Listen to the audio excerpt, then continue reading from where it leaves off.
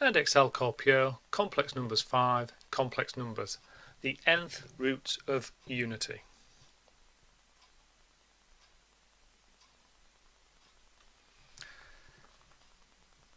We've previously used a GeoGebra file to see what happens when we look at things like z cubed equals 1 and z to the 4 equals 1.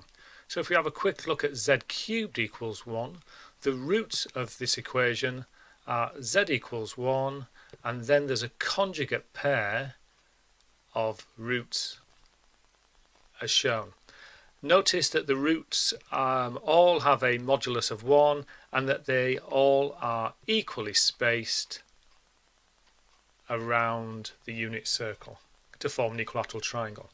If we have a quick look at z to the 4 equals 1, which must have 4 roots, we can see that we get z equals 1, z equals minus 1 because n is an even number, and we get a conjugate pair there. So the 4 roots of z to the 4 equals 1 form a square around the unit circle.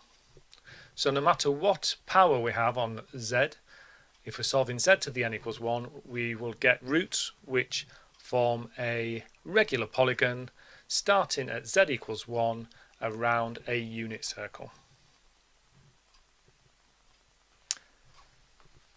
So as we've just seen, all the roots of unity will lie on a unit circle, and one of the roots will be at 1.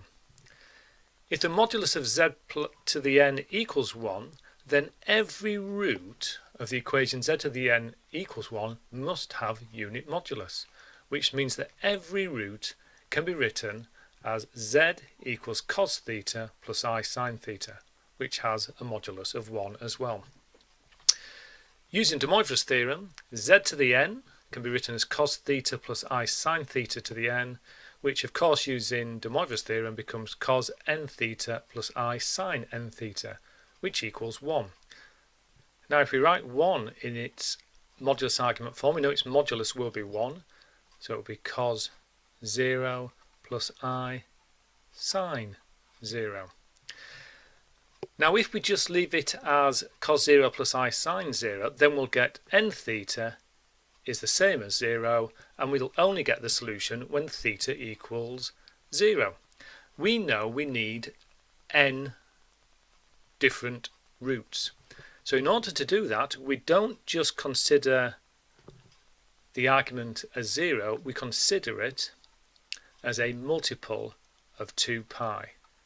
So we go for cos 2k pi plus I sine 2k pi. In other words, it's like starting at 0 and having 2 pi rotations about the origin. So there's 0, 2 pi, 4 pi, 6 pi, 8 pi. They all represent 1, but they allow us to create the n different roots of 1. So now we can say that n theta is the same as 2k pi, as we can see here, and therefore theta is 2k pi over n, where k is the values 0, 1, 2, 3, up to n minus 1. So k can take on integer values, each one giving us a different argument for each of the roots of unity. So if you are solving z to the n equals 1, then this is how you can represent all n roots. Cos 2k pi over n plus I sin 2k pi over n, where k takes on different integer values. These are called the nth roots of unity. They include z equals 1 as a root when k is 0, and we can also get z equals minus 1 when n is an even number. So for example here, if we were solving z to the 6 equals 0, then according to this rule, the roots will be z equals cos 2k pi over 6 plus I sin 2k pi over 6. And all we have to do now to find roots is to use values of k starting at 0. So for example, when k is 0, we get z equals cos nothing plus I sine nothing, which is 1. When k equals 1, we get z equals cos of 2 pi by 6 plus I sine 2 pi by 6, which is a half plus root 3 over 2 I. And we can see that root here. So that's the answer when k is 1. And if we just do one more, when k is 2, we get z equals 4 pi cos 4 pi over 6 plus I sine 4 pi over 6. In other words, z is minus a half plus root 3 over 2 I. And we can see that root on the diagram there. And we could carry on doing different values of k until we've found all 6 roots.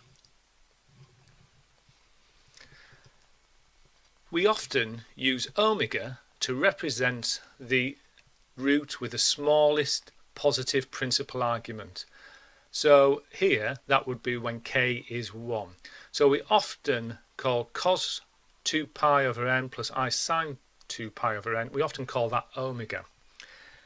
And therefore omega to the k using de Moivre's theorem can be written in that form.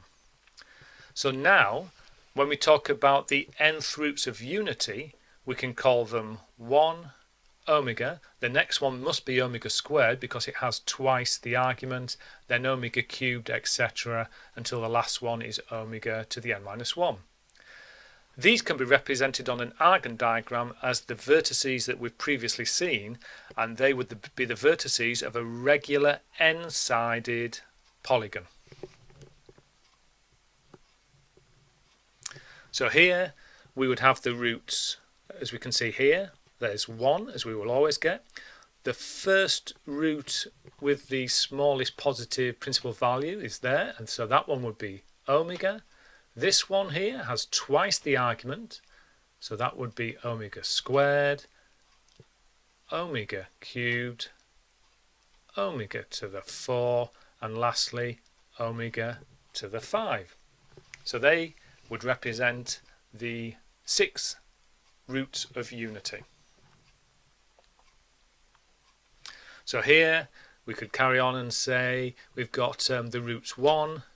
This first one again is omega, omega squared, omega cubed, etc. until we label all 5, omega to the 6, omega to the 7.